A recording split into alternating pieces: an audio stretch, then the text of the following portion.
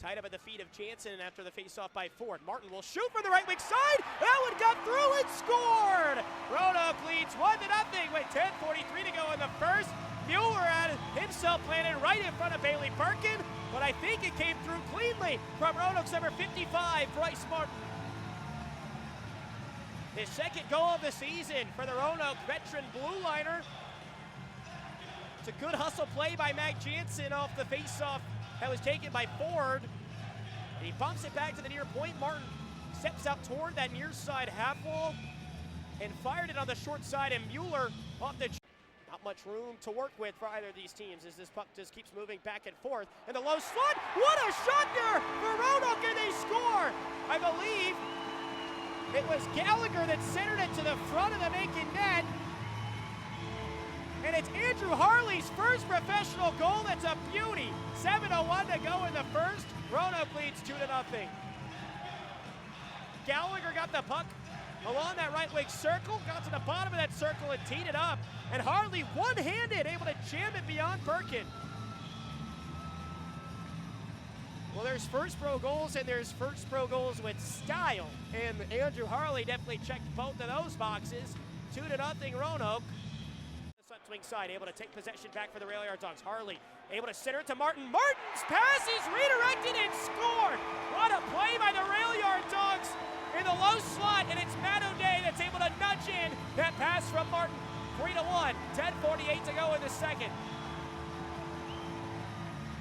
Great answer by the Rail Yard Dogs. Well, Harley and O'Day able to follow in behind Gallagher that left wing side and just keep that play alive. And that's a beautiful pass by Harley from the left wing goal line back towards the right wing circle. Martin had a chance to shoot, instead passes it against the grain into that tight area in the low slot. O'Day said to make sure he got it by the right pad of Perkin, and he did.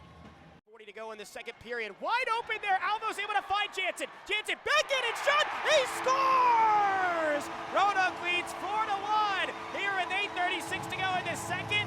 It's a beautiful pass to the Macon blue line by Alvo, and an even better finish from Roanoke's number 13, Jansen. Alvo standing 200 feet away from the Macon net. Steps out along the far side post and splits right through the middle of the surface. And I don't know how Jansen was so open between those two Macon defensemen, and then he just has to walk downhill and out dance Bailey Perkin, and that's going to end the night for Perkin. Backhanded tuck upstairs over the right pad of the Macon goaltender. Jansen's got 16 goals on the year. Alvo continues his point streak. The puck to Nick Ford. Nick Ford rounds the Macon net out toward the left wing side, and now the top of the zone. His shot tipped along. Mueller scores! 7:54 to go in the second, and Roanoke continues to battle this one. It's 5-1 Dawgs, and it's Ford's goal, not Gustav's, but Mueller has been screening the Macon goaltenders all night. I believe it went off of a Macon skate. It's the first shot Skinner had faced since coming into the game. Ford is able to skate around the Macon zone out to the center point. And it takes a Dawgs bounce into the back of the net. I believe Doney will get the secondary assist out of the board battle deep in behind the Roanoke net. We'll restart the action now. Goal line, he'll jam one from short range. That one's kicked out by Skinner. Back to Municello from Gallagher. His shot gets deflected to the far side corner. It's still Carson Gallagher who was able to chase down that puck that had been shot by Municello, and then Alvo's shot got tipped in and scored. We'll see who leads the line on this one, but it's 6-1 Rail Yard Dogs. Here with 6:12 to go in the second, and it's Matt O'Day's second of the night. The Roanoke onslaught continuing here in period number 2. They've added 4 since the first intermission. They're just keeping the momentum churning. The assist should come for Alvo and Gallagher. 6-1 lead for the Rail Yard Dogs here with 6:12 to go in period number 2. O'Day is having himself a night for the Rail Yard Dogs. Zone, 1:15 to go. A nice pass up ahead to Andrew Harley. He'll come down the left wing side. He'll shoot, and he scores! Andrew Harley again. He's made it 7-1 Rister from that left wing side. 1:12 to go in the second period. The Dawgs score 4 on 16 shots on Perkin. They've got 3 on just 6 shots on Skinner. And Macon's running out of goaltenders. Skinner will stay put. That's a beautiful pass by Aiden Gerdukis from his own blue line at the far side to Harley, and then Harley, the confidence really jumping off the screen at you now for those of you watching along with us, as he's got 2 goals on the night.